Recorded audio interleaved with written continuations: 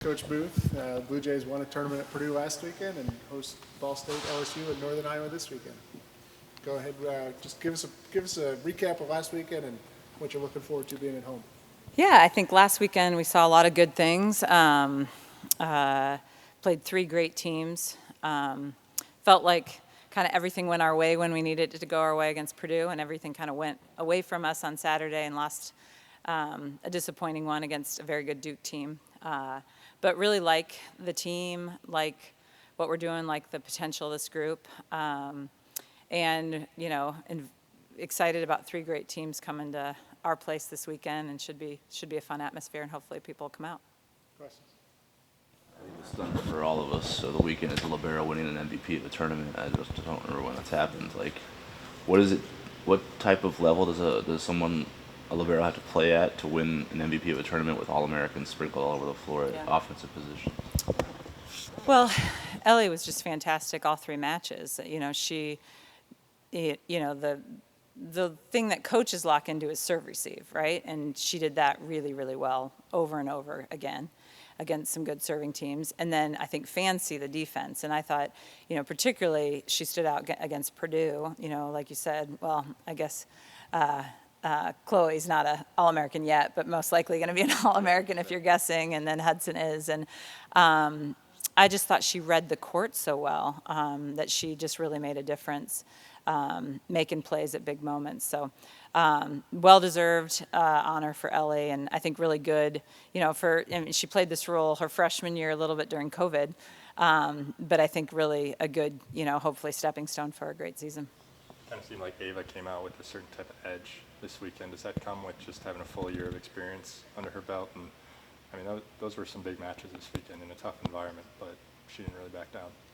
Yeah, I think that's one of the things we liked about Ava as we recruited her out of high school. She just kind of, jumps higher and hits harder. She'll get this look on her face when she really wants to get a kill. So, and I think she did not think she played all that well. And I would agree compared to the way I know she's capable against Northern Colorado. So I think, and I know it's stressful. You're fighting for a spot. She's got great players she's competing against. And I think, okay, I am going to start. Here we go.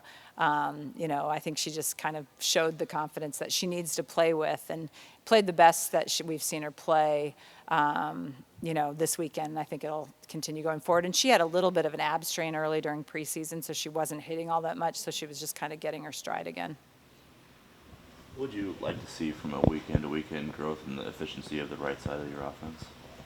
Well, we need to hit at a higher clip over there for sure. And there's it's not just the hitters. We've got to get better setter-hitter connection. When do we use the right side? I think we'll get there. So I think that we'll be fine in the long term, but that's going to be part of the development. It's, again, some of the positions we've had that setter-hitter connection for multiple years, right? In that position, it's a new person out there, whoever it is. Ellie played most of the time over there, and she's used to a different setter too. So that stuff just takes a little time, but we'll get there. I know it's a small sample size. Any concern with being able to close out sets when you have the chance to do so? Well, it's interesting because those two sets that we lost, we did the exact opposite all the other times against Northern Colorado, against Loyola. Loyola got to 21st on all three of those games. Purdue, we closed out. So the short answer is, of course, you look back, and I've watched the end game several times saying, okay, what was it decision making? Was it execution? Was it nervousness? What's going on there? And I think some of it's all of it, right?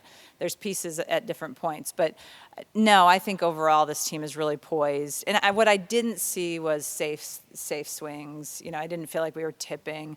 I thought Duke made some plays. We did miss some opportunities, especially early in some of those points. If you're at 24-22, you got to get the next point, right? You got to finish it then, because all of a sudden once you hit 24-24, the pressure goes up. So we'll continue to work on that. But I do think we're a pretty poised group. Time for two more.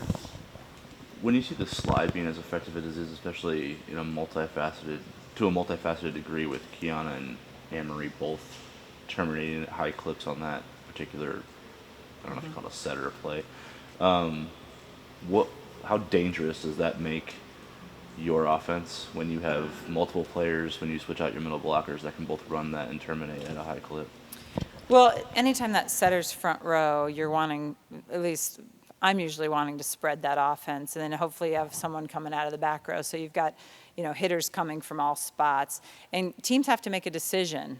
So a lot of the teams this weekend did go with our slide hitter. A lot of times in the past, they'd release to the outside, because if they go with our slide, then they're leaving Nora or Ava on their own. So, and then some teams just wait and hope that they can be fast enough to try to put a hand either way. So, our thing is, trying to see what they're doing, telling Kendra what they're doing. Hopefully she's seeing it visually, and trying to put our hitters in the best spot.